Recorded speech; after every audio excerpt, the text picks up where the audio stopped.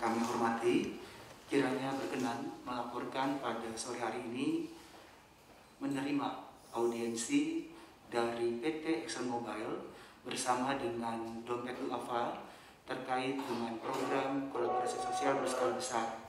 Selanjutnya kami perkenankan Bapak Muhammad Nurdin, Senior Vice President ExxonMobil untuk menyampaikan maksud dan tujuan. Kami persilakan. Bismillahirrahmanirrahim. Assalamualaikum warahmatullahi wabarakatuh. Yang saya hormati Bapak Gubernur Provinsi DKI Jakarta, Bapak Anies Baswedan, Bapak Ibu sekalian, pimpinan di pemerintahan Pemda DKI Jakarta, kemudian dari Direktur Dompet Duafa, Bapak Dr. Gigi Imam Murliani. Tentu saja yang tidak kalah saya hormati adalah Bapak Ibu sekalian yang mewakili penerima pada program pada hari ini. Sebelumnya, Bapak Gubernur, izinkan saya memperkenalkan diri. Nama saya Muhammad Nurdin, saya Senior Vice President dari ExxonMobil Indonesia. Bersama saya hari ini juga ada hadir Pak Azi Alam, Vice President Public Government Affairs. Juga ada staf kami, ada Mas Setang, Mas Angga dari ExxonMobil Indonesia. Pada kesempatan ini, izinkan kami Pak mewakili manajemen dan juga karyawan ExxonMobil mengucapkan terima kasih banyak, khususnya kepada Bapak Gubernur serta Bapak dan Ibu semua yang meluangkan waktu untuk hadir pada acara hari ini terkait dengan donasi kolaborasi sosial berskala besar atau KSBB yang diprakarsai oleh Pemprov DKI Jakarta. Sebelumnya izinkan kami sedikit memberikan ulasan terkait dengan ExxonMobil. Bapak dan Ibu sekalian, Pak Gubernur, ExxonMobil adalah perusahaan global di bidang minyak dan gas.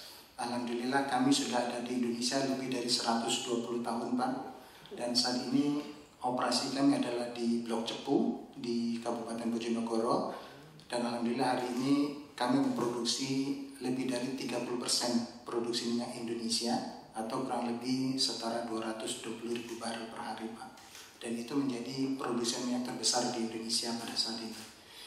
Selain bisnis hulu, Bapak dan Ibu sekalian, kami juga beroperasikan di bisnis hilir, bidang pelumas dan juga bidang chemical dan yang lainnya. Bapak dan Ibu sekalian, Pak Gubernur yang saya hormati, seperti kita ketahui bahwa pandemi COVID-19 ini memberi dampak yang luar biasa di semua sektor tanpa terkecuali. Dampak yang berkepanjangan ini semakin membangkitkan kita untuk saling bahu-membahu, saling bantu-membantu, saling menjaga serta saling peduli dan saling melindungi. Kami sangat mengapresiasi terkait program KSBB ini Pak, yang telah memberikan ruang kepada sektor private untuk bisa berkontribusi, bekerja sama memberikan bantuan kepada mereka yang mengalami dampak terkait dengan pandemi ini. Bapak dan Ibu sekalian, sumbangsi yang kemudian kita akan sampaikan pada hari ini adalah kumpulan dari apa yang para karyawan sumbangkan, Pak Gubernur, dan juga tentu saja sumbangan dari perusahaan ExxonMobil di Indonesia. Dan kemudian terkumpul sejumlah uang yang itu kemudian dapat membeli lebih dari 1.800 paket sembako yang kemudian akan disampaikan bersama dengan Dompet Duafa ke kurang lebih 6 kelurahan di sekitar kami, kantor kami di Semanggi, Pak Gubernur. Mudah-mudahan sumbangan ini sedikit banyak dapat membantu meringankan beban penerimaan manfaat di tengah pandemi COVID-19 pada saat ini. Bapak dan Ibu sekalian, tentu saja acara kolaborasi sumbangsi ini tidak dapat berjalan dengan sempurna tanpa dukungan dari Dompet Duafa. Karena itu Pak Imam, kami ucapkan terima kasih, apresiasi besar-besarnya kepada teman-teman Dompet Duafa yang sudah bekerja sama dengan luar biasa sampai dengan hari ini. Pak Gubernur, Bapak dan Ibu sekalian yang hadir pada acara ini, izinkan saya sekali lagi Pak mengucapkan terima kasih atas kesempatan yang diberikan oleh Pemprov DKI kepada kami sektor swasta untuk bisa terlibat berperan serta dalam mengatasi pandemi COVID-19 pada saat ini. Selain itu, izinkan saya juga mengucapkan terima kasih, apresiasi, penghargaan setinggi-tingginya kepada teman-teman tenaga medis yang terus bekerja luar biasa di garis depan terkait dengan upaya menanggulangi COVID-19 ini. Semoga apa yang sumbangsi yang kami bisa sumbangkan pada hari ini sedikit banyak akan memberikan bantuan kepada mereka terdampak, dan selain itu semoga kemudian kita semua Bapak dan Ibu sekalian, Bapak Gubernur yang luar biasa diberikan kesehatan dan keberkahan dalam menjalankan kegiatan sehari-hari. Dari saya itu saja Pak. Wabillahi taufiq wal hidayah. Assalamualaikum warahmatullahi wabarakatuh. Terima kasih Bapak Muhammad Nurdin. Selanjutnya kami persilakan Bapak Imam Ruliawan, Direktur Utama Dompet Wafa. Bismillahirrahmanirrahim. Assalamualaikum warahmatullahi wabarakatuh.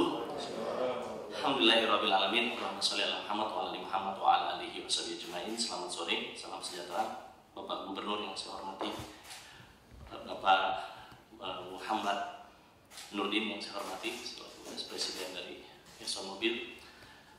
Kami dari Dompet Wafa mengucapkan terima kasih yang tak terhingga atas kepercayaan yang diberikan teman-teman dari ExxonMobil kepada Dompet Wafa.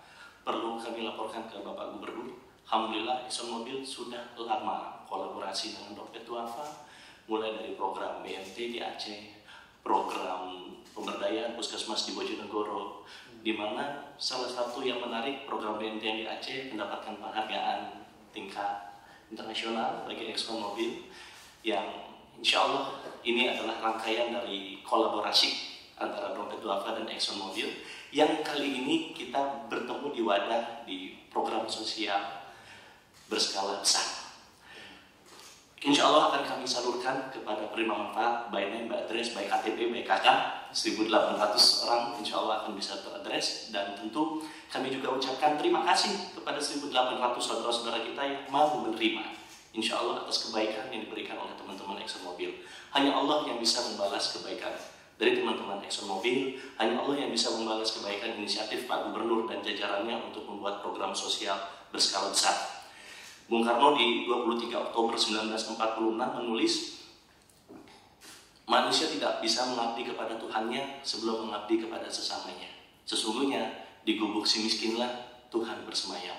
Jadi insya Allah kita akan menemui Tuhan, kita akan bersama-sama saudara kita yang membutuhkan bantuan ini mencapai ridho Allah SWT.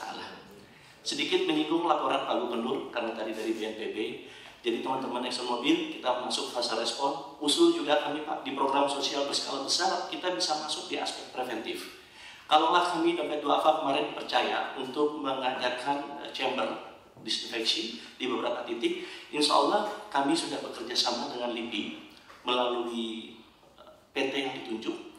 Kami bisa melakukan pengadaan swab test dengan harga terjangkau 1 kali 24 jam di Jabodetabek bisa diberikan hasilnya. Kenapa kami ingin menyampaikan swab test? Kalau mengacu data bulan Ramadan 1441 Hijriah 2020 dibandingkan Ramadan tahun lalu, jumlah donatur kami mengalami sedikit penurunan.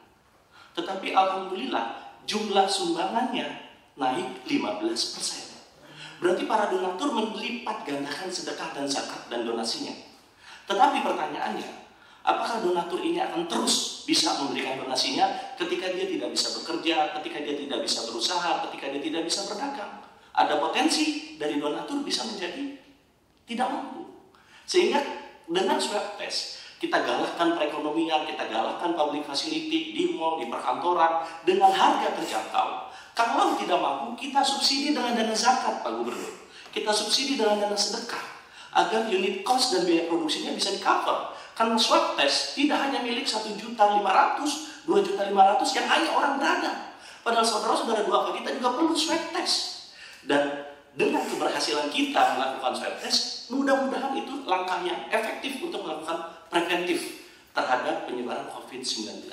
Jadi usul Pak Gubernur, kami mohon arahan, mohon izin bagaimana bila Dompet Wafa bersama para mitra kita pengadaan swab test bisa berupa chamber, bisa berupa semacam counter yang aman, yang insya Allah aman, dan kami sudah mendapatkan sertifikasi juga dari Kementerian Kesehatan LIPI-nya. Jadi kita bisa melakukan swab test dengan harga terjangkau buat buruh-buruh pabrik ini agar mereka bisa bekerja kembali. Buat para ojol, ketika penumpang naik, supir ojol yang kasih tahu kami punya swab test 2 minggu yang lalu diperiksa negatif, Pak.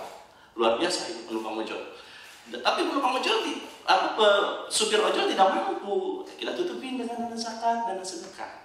Bisa kolaborasi dengan teman-teman Basis. Jadi bagaimana swab test ini bahagian menjadi gaya baru di era new normal hari ini. Swab test menjadi sesuatu yang biasa. Begitu masif, insya Allah swab test akan hanya beberapa ratus ribu saja ketika begitu masif.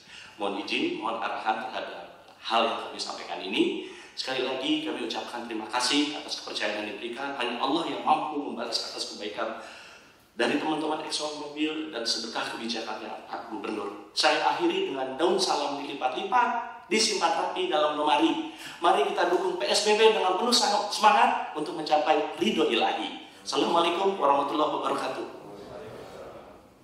Mohon kiranya Bapak Gubernur berkenan memberikan arahan, kami persilakan Bapak. Assalamualaikum warahmatullahi wabarakatuh. Selamat siang, salam sejahtera untuk semuanya. Pak Muhammad Nurdin yang saya hormati, Pak Azi dan seluruh tim Exxon. Kemudian juga yang saya hormati Pak Dr. Imam Ruliawan, Dompet Duafa, dan seluruh keluarga besar Dompet Duafa yang hadir di sini.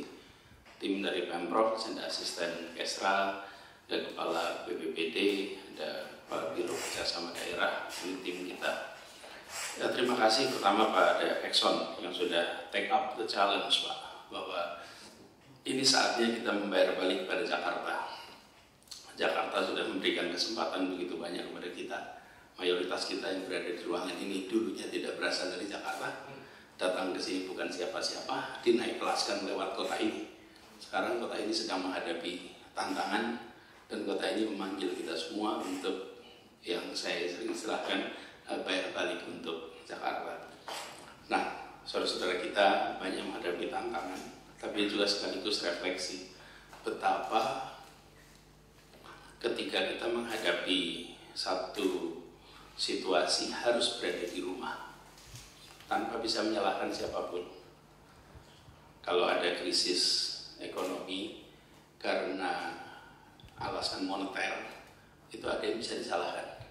Ada perusahaan salah hitung, ada perusahaan salah investasi, lalu salah hitungnya itu ditanggung oleh semua orang.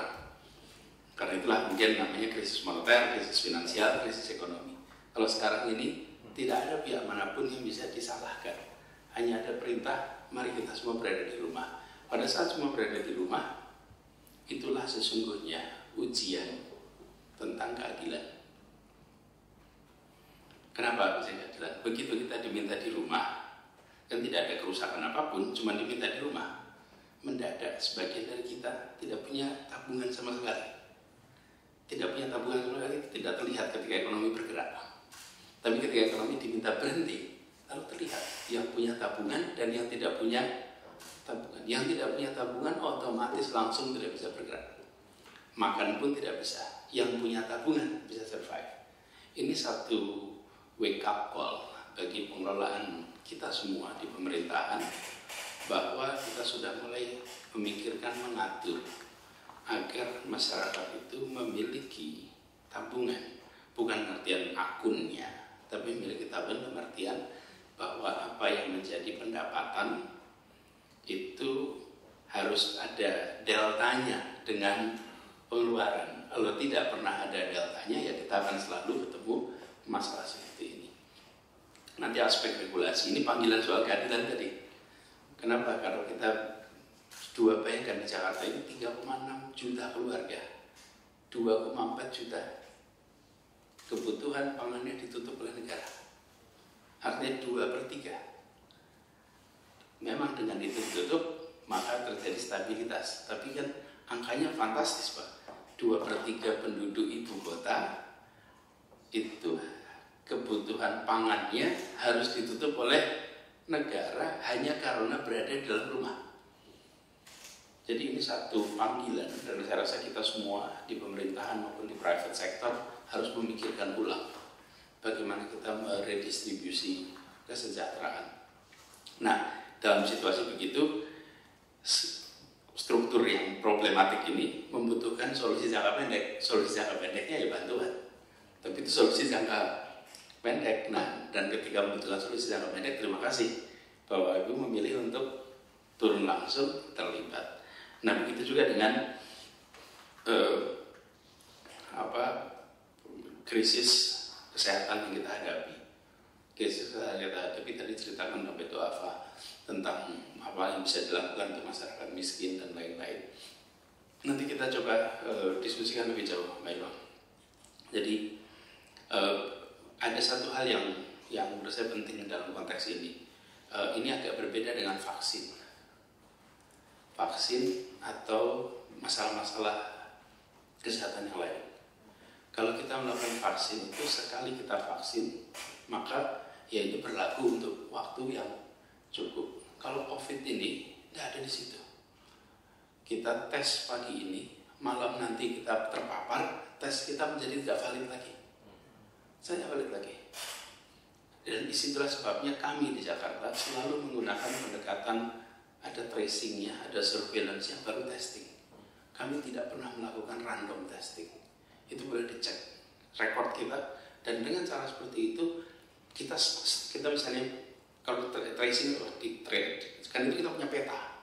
Saat ini kita punya peta sampai level individu. Siapa yang kena di mana karena apa? Itu namanya epidemiologi informatics. Dan epidemiologi informatics itu membuat kita mengetahui siapa harus dites, siapa tidak perlu dites. Sehingga sumber daya yang kita miliki menjadi terpakai secara efisien. Jadi ada, dan ini ilmu tersendiri, epidemiologi informatics. Nah, dengan cara seperti itu, maka selama ini kita bisa melakukan pengendalian, karena tidak semua orang perlu dites, tapi juga kita harus mengidentifikasi siapa orang-orang yang harus mendapatkan tes. Nah, kita mengkonsolidasi 27 laboratorium di Jakarta dalam satu konsorsium, lalu disiapkan seluruh fasilitasnya, dan kita kerjakan itu mengcover 3.158 sampel per hari. Menurut aturan WHO itu mensyaratkan satu orang per 1.000, satu testing per 1.000 orang per minggu. Jadi kalau Jakarta ini ada penduduknya 11 juta, maka kita harus melakukan testing terhadap 11.000 orang per minggu. Nah, kita alhamdulillah sudah bisa melakukannya 22.000 orang per minggu. Jadi selama kita menjalani ini 13 minggu, Jakarta itu sudah melakukan testing 145.000 testing selama ini. Nah, dengan cara purposive, jadi kalau sampling itu kan ada random sampling, ada purposive sampling. Kami melakukan secara purposive, lalu ketemu peta. Operator bisa dinyalakan iPad saya enggak? Coba panggil ajudan, ambilin iPad saya, terus nyalain iTV. Jadi, kita itu juga harus mendorong public education. Kenapa? Ini sekarang banyak kampung, saya melihat beberapa tempat menolak rapid test. Menolak, Masya Allah. Ini artinya public education kita harus didorong. Nah, kami juga mengusulkan agar apa yang disampaikan tadi oleh Pak Imam itu bagus sekali, bahwa ada bantuan dalam bentuk untuk rapid. Cuma usul kami jangan sampai sumber dayanya tidak optimal. Jadi sebaiknya menggunakan tim surveillance, tim ini untuk mendeteksi siapa perlu, siapa tidak perlu. Kita punya kecenderungan lega sesudah testing. Padahal ini beda dengan kita dapat vaksin boleh lega. Karena kalau dapat vaksin berarti kita akan kebal. Tapi ada justru yang harus didorong itu adalah kita jaga supaya masyarakat kita punya kesadaran bahwa kondisi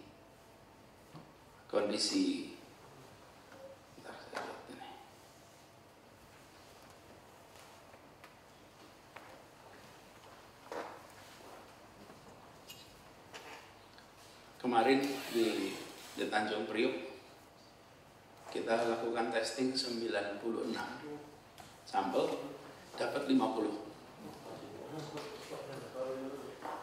Itu artinya spy kita bener. Kalau dia ngetes 90 dapatnya 3, maka kita ngapain ngecek 90 orang ini gitu.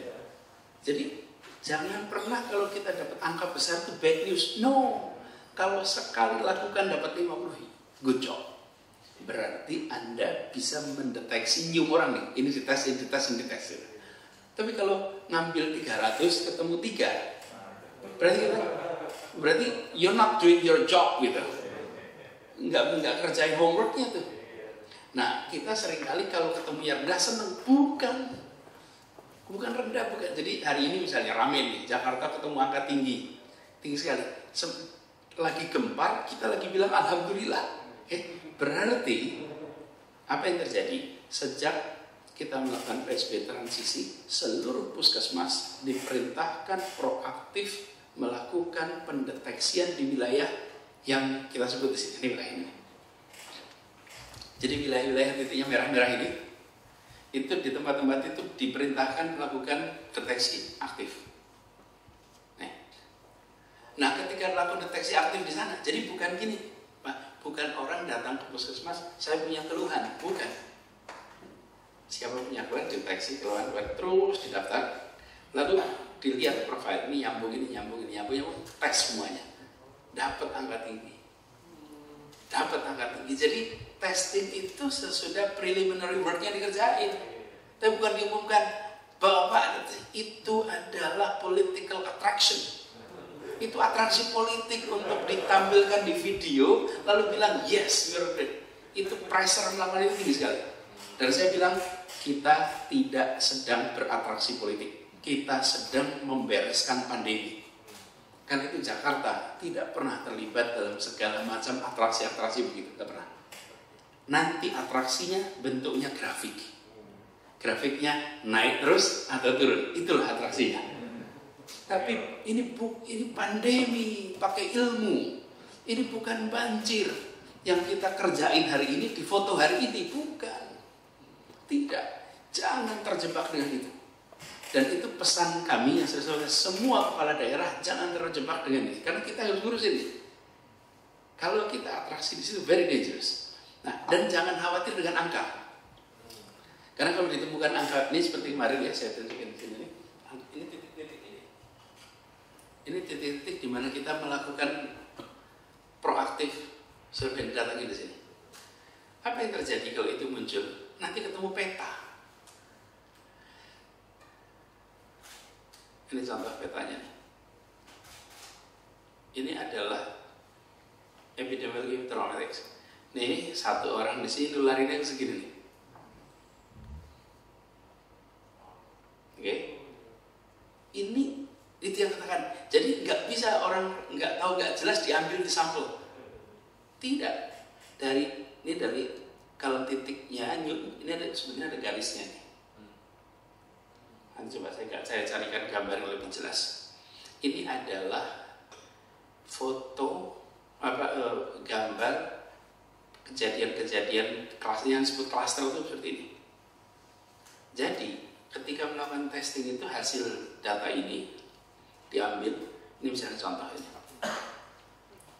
Ini terus satu orang ini kena ini kena 4 yang lain. Berhenti di situ klasternya. Yang di sini satu keluar ini kena bikin klaster baru. Di sini bikin klaster baru, ini klaster baru. Ini berbasis wilayah dan ada namanya, alamatnya, kenanya kapan. Ini juga klaster baru.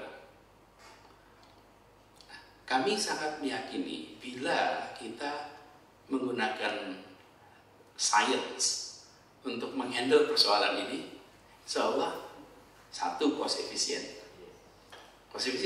sumber daya nggak terbuat. Yang kedua, ini efektif, we can reach objective. Tapi kalau kita terjebak dalam atraksi, very dangerous. Jadi sesungguhnya yang itu masalahnya karena di Korea mengerjakan swab di depan umum, saat dunia pengen mengerjakan itu. Padahal itu sangat berbahaya untuk penularan. Sampai jadi ada box untuk kami punya itu, tapi kami tidak selenggarakan di publik. Kami selenggarakan di tiap puskesmas. Jadi orangnya dibawa ke puskesmas, lalu ditesnya di box itu. Tapi boxnya itu bukan orang siapa saja ngantri ke situ. Karena kalau boxnya siapa saja ngantri ke situ, itu nanti namanya super spreader. Ya, dan begitu banyak box itu datang satu paket dengan kaos tangan yang udah nempel. kaos tangan yang sudah nempel, itu super spreader yang luar biasa. Anyway, jadi saya usul pada teman-teman itu niat baik, tapi kalau bisa gunakan data epidemiologi sebelum melakukan swab test, karena uangnya banyak. Sayang-sayang bila menimbulkan kepercayaan diri sederhana. Ini pun kami tidak berani sesungguhnya. Kemarin kan sempat keluar daftar 60 sekian RW itu. Itu sesungguhnya kami tidak mau mengumumkan nama RW-RW-nya, Pak. Kenapa? Karena yang tempatnya kuning langsung lega, yang tempatnya hijau langsung lega. Padahal tidak bisa. Ini seluruh Jakarta itu masih berisiko. Di tempat ini kita lakukan surveillance yang agak dalam. Jadi dengan cara seperti itu, maka alhamdulillah Jakarta kita seperti ini saya tunjukkan sebentar.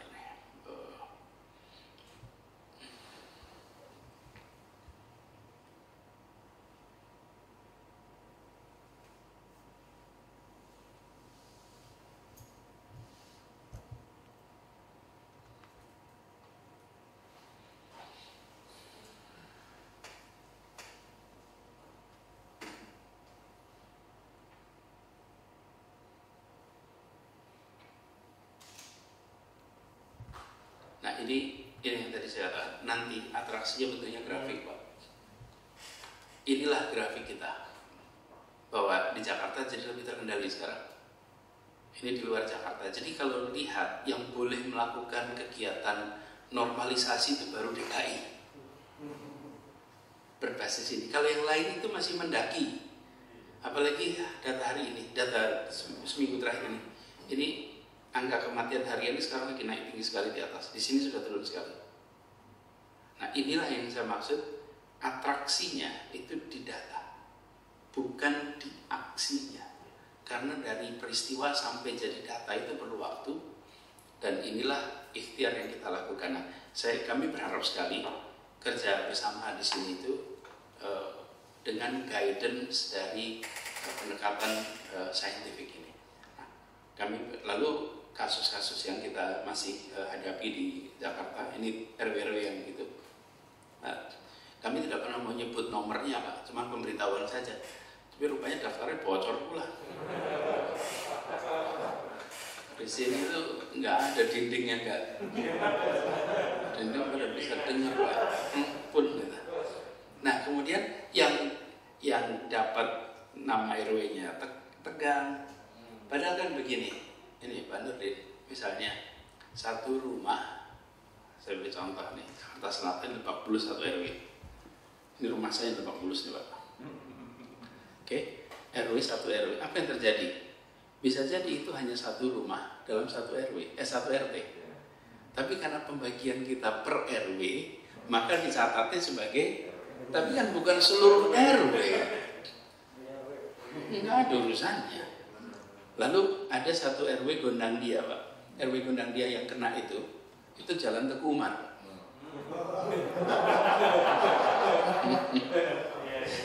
Jalan Teguh Umar. Ya, kan orang di Jalan Teguh Umar itu tidak berinteraksi antar tetangga, Pak. Dia berinteraksi sama orang-orang yang jauh dari rumahnya. Kalau penjaringan, nah itu sama tetangga ketemu, Pak. Kalau Teguh Umar sama tetangga berapa bulan sekali mereka baru ketemu. Betul, Pak. Jadi cara mendekatinya itu beda. Nah, ini yang maksud kami sesungguhnya tim yang kita kerja itu begitu dia mendeteksi satu rumah di Teguh Umar, cara kerja dia beda dengan kalau dia mendeteksi satu rumah di Penjaringan. Kalau satu rumah Penjaringan maka tetangganya harus swab. Kalau yang di Teguh Umar, maka teman kerjanya yang harus swab. Karena tetangganya nggak pernah ketemu kok. Itu yang saya maksud, sumber daya yang digunakan menjadi efisien, efektif. Dan ini ketika kita kerjakan dengan disiplin, maka alhamdulillah dari sisi sumber daya dan lain-lain kita relatif lebih tenang.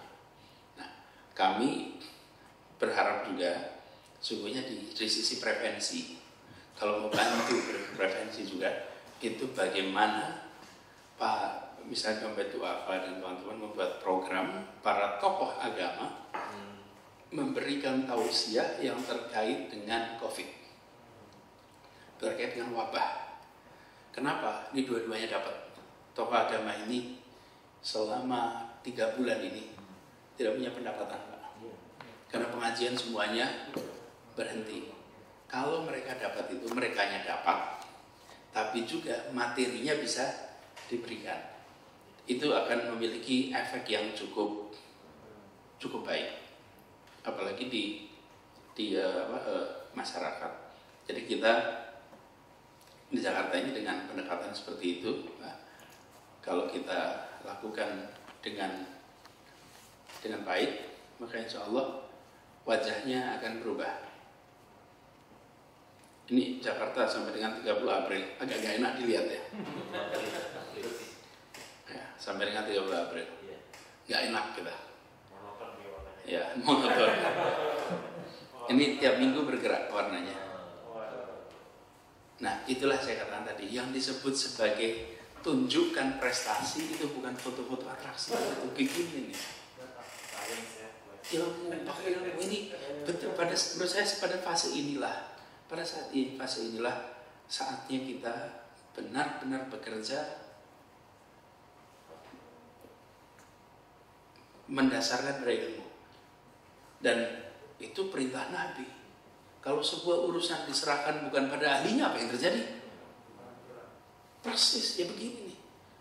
Karena itu kalau kita bicara ini, percayakan ini satu contoh menarik. Saya kumpulkan para alim ulama di Jakarta.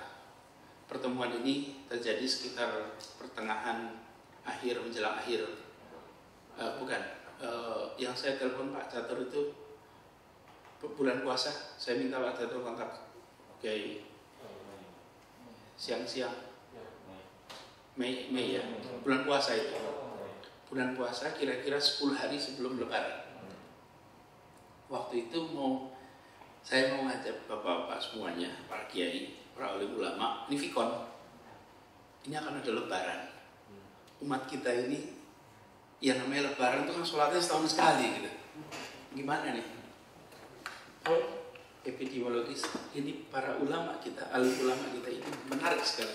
Mereka senior, mereka dihormati, karena yang saya undang mungkin nggak sampai 10 orang. Tokoh-tokoh senior semua. Itu luar biasa, rendah hati dalam arti yang sesungguhnya.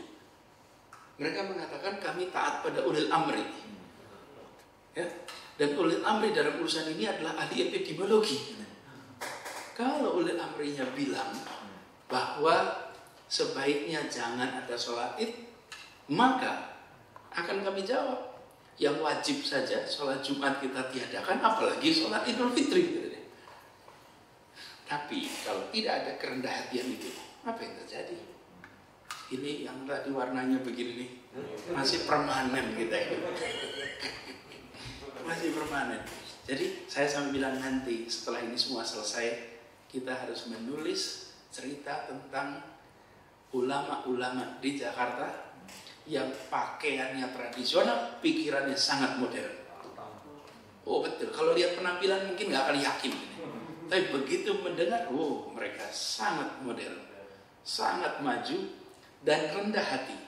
Rendah hati itu mau mengatakan kami mau dengar ahlinya. Jadi pakar epidemiologi itu saya undang Pak Dr. Panduryono, ngomong, didengar di situ, ditanya, kalau begini gimana, kalau begini gimana, dijawab semuanya. Dan lalu pada kesimpulan, baik, kita sampaikan kepada umat, tidak perlu. Dan kemudian terjadilah yang kita rasakan di Jakarta. Ini perlu dibantu mereka semua, perlu dibantu. Jadi tentu kita juga ada program, tapi bila program khusus Exxon Mobil, Exxon sampai mobil lagi sekarang, Exxon, masih Exxon Mobil, masih Exxon Mobil, Exxon kelihatan, oh iya betul Exxon Mobil jangkau mereka. Perintahkan saja para pegawai untuk bikin pengajian di kampungnya masing-masing sebagai ikhtiar untuk menghidupkan para alim ulama ini di wilayahnya masing-masing. Inisiatif, karena sekarang sudah boleh maksimal 25 orang.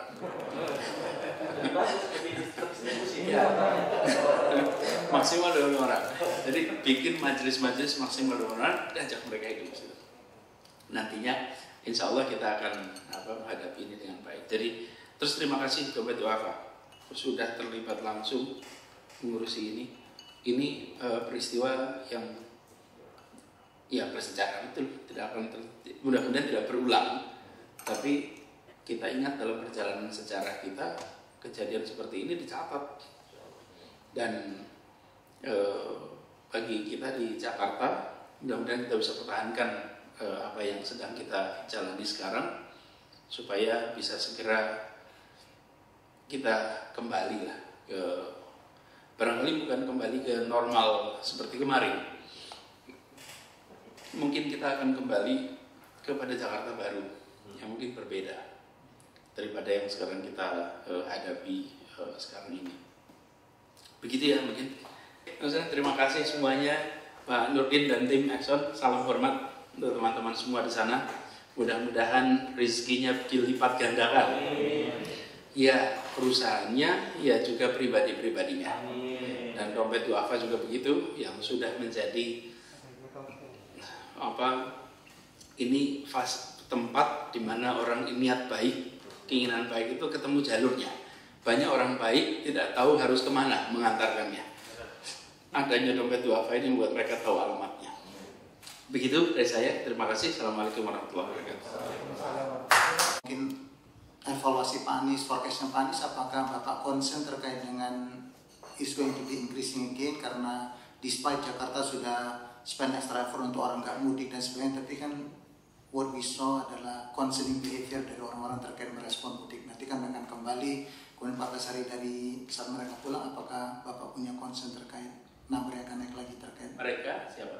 Ya orang-orang yang tadinya di Jakarta, kemudian pulang ke kampungnya, mudik dan sebagainya. Dan juga kemudian bagaimana mereka mensikapi pasca kemarin bahwa PSBB sudah selesai, moving to transition kan, tapi tidak semua orang kan mengapply bahwa ini still transisi. Tapi kan orang merasa bahwa ini new normal dan mereka kembali dengan behavior sebelumnya. Bapak punya concern yang terkait hal itu? Concern sekali, sangat concern. Karena itu saya sampai dengan sekarang boleh dicek tidak pernah menggunakan istilah new normal. Tidak pernah. Saya bilang bukan apa-apa, karena memang nomor satu istilah normal itu sendiri abstrak. Jadi yang kedua, apalagi normal baru kita belum tahu seperti apa. Tapi yang penting adalah 3 kata: sehat, aman, produktif. 3 kata itu langsung seperti sehat itu seperti apa, aman itu seperti apa, produktif itu seperti apa. Nah, kami concern dengan orang kembali. Karena itu sesungguhnya sampai dengan sekarang surat izin keluar masuk juga masih kita jalankan. Kemudian yang kedua, sekarang itu pembatasannya bukan berbasis sektor, tapi berbasis wilayah. Jadi pembatasannya bukan sektor, tapi wilayah. Ya kalau dia dari kaki Gunung Slamet, ahlan wa sahlan, nggak ada masalah gitu. Tapi kalau dari tempat hotspot, jangan dulu gitu. Jadi kita menjaganya di situ. Lalu protokol ini harus ditaati. Kantor Exxon masih di Senayan. Semanggi masih. Itu yang penting jaga protokol aja, jaga jarak, pakai masker. Menurut kami salah satu faktor yang membuat Jakarta lebih aman itu masker. Dan kami bagi 22 juta masker gratis. Saya tadi pagi papasan dengan seorang pengusaha besar sekali. Dia bilang, Pak Anies, saya itu juga mampu beli masker, miliuner. Tapi saya senang dikasih 2 masker dari pemerintah. Saya simpan di tempat saya. Karena ketika saya terima tuh saya bilang, saya dapat Pak. Dia kan orang biasanya memberi donasi Pak. Gitu. Jadi satu ketika dia terima donasi, terimanya bentuknya masker. Dan dia simpan Pak. Karena ini berarti hak saya sebagai warga negara Pak, untuk terima masker. Masker itu dipakai. Jadi pakai masker, jaga jarak, kurangi volume orang per ruangan. Itu saja dijalankan, insya Allah lebih aman. 50% kapasitas. Kalau sudah nanti kita kelola. Saya baru tadi sebelum masuk ke sini saya mengikuti berita dari ini global update dari BBC tentang India, tentang Selandia Baru dan apa yang terjadi di India. Menurut saya sangat mengkhawatirkan kita. India di awal sangat strict, sangat konsisten, tidak tahan.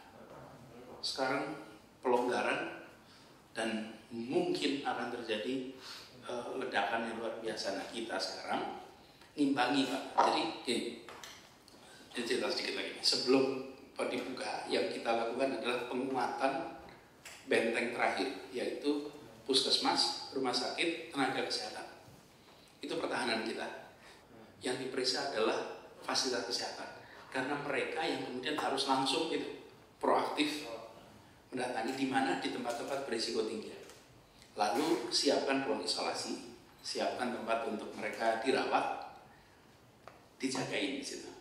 Nah, kebobolan yang bisa terjadi dari luar masuk, karena itu dari luar harus dijaga. Tapi nanti akan begini, kalau grafik harian itu stokastik, Pak. Itu gambar-gambar seperti itu selalu moving average.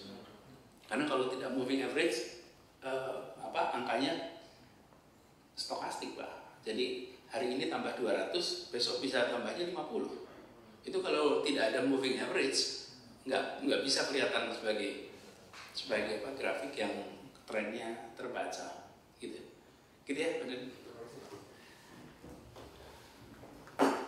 Terima kasih Bapak Gubernur. Selanjutnya mohon Bapak berkenan menyaksikan penyerahan bantuan secara simbolis dari ExxonMobil kepada agregator KSBB Dompet Duafa. Kami persilakan.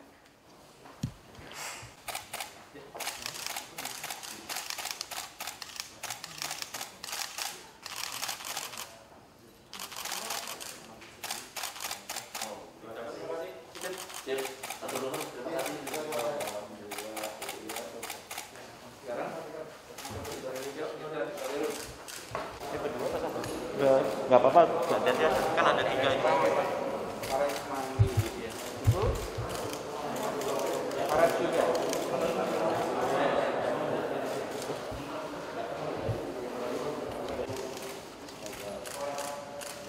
Mohon doanya kepada ExxonMobil dan CTKI Bu ya.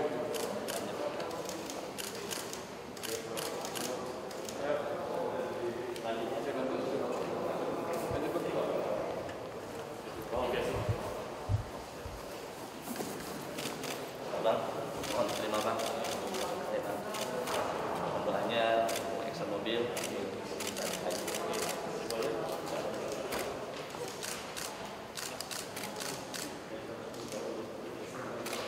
Oke, terakhir.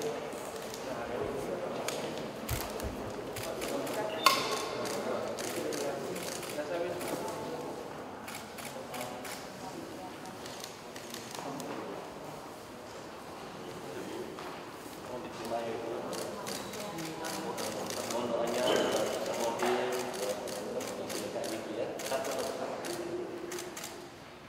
Oke, kita foto bersama ya.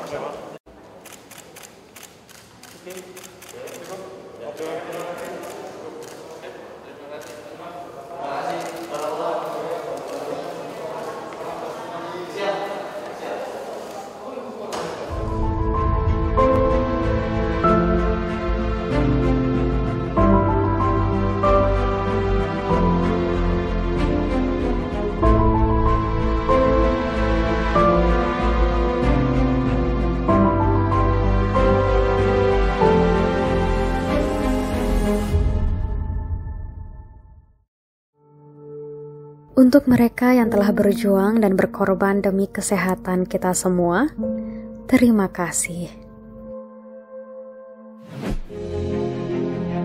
Puskesmas turut berperan besar dalam menangani COVID-19 di ibu kota. Seluruh tenaga kesehatan puskesmas di Jakarta secara proaktif berupaya menekan penyebaran virus ini. Mulai dari sosialisasi langsung ke masyarakat, hingga bekerja sama lintas sektor menangani wabah virus ini. Kebersihan lingkungan sekitar tak luput diperhatikan.